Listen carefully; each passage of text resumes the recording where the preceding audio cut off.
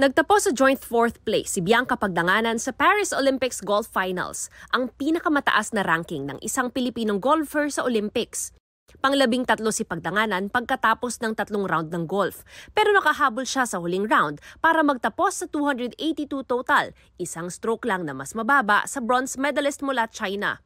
Malaking talon ito mula sa 43rd place niya sa 2020 Tokyo Olympics. Si Dottie Ardina nagtapos sa joint 13th place. Ipinamalas ng dalawang Pinay golfers ang kanilang magandang performance sa gitna ng issue sa kanilang uniforms. Walang official uniform ang dalawa ng lumaban at idinikit lang ng tape ang patch ng Philippine flag sa suot nila batay sa video ni Dottie na viral online. Dikit ulit natin to. Double-sided tape. Diba? Saya-saya. Sana all may uniform. Kami lang ang wala. Diyos ko, ano ba namang klaseng Olympics to? Shout out naman dyan sa mga walang nagbigay. Asa na ba yung uniform namin? Sana napunta. Dadalawa na lang kami dito. 22 na lang na atleta. Kulang-kulang pa.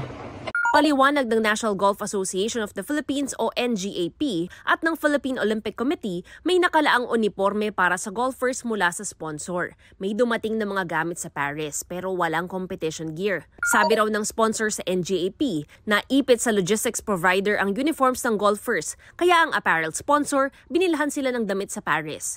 Yun nga lang, wala itong Philippine flag o kaya country code. Nagawan daw ito ng paraan ng sponsor. Pero pagdating ng uniforms, isa lang ang nagkasya kay Ardina. Bibilhan daw dapat sila ulit ng sponsor pero nagdesisyon si Ardina na bumili ng sarili nilang damit. Ang Senate Committee on Sports magsasagawa ng review at post-evaluation ng Olympic Games para raw maiwasan na ang mga ganitong pangyayari at mas masuportahan ang mga Pilipinong atleta sa mga susunod na kompetisyon. Sabi ni Committee Chairman Senador Bongo, ramdam niya ang sama ng loob ng mga atleta.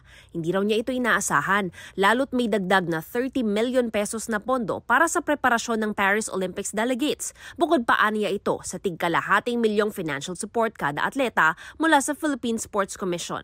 Para sa GMA Integrated News, Mav Gonzalez, nakatutok, 24 oras. Mga kapuso, patuloy na tumutok sa mga balita, mag-subscribe sa GMA Integrated News sa YouTube. Sa mga kapuso abroad, samahan niyo kami sa GMA Pinoy TV at www.gmanews.tv.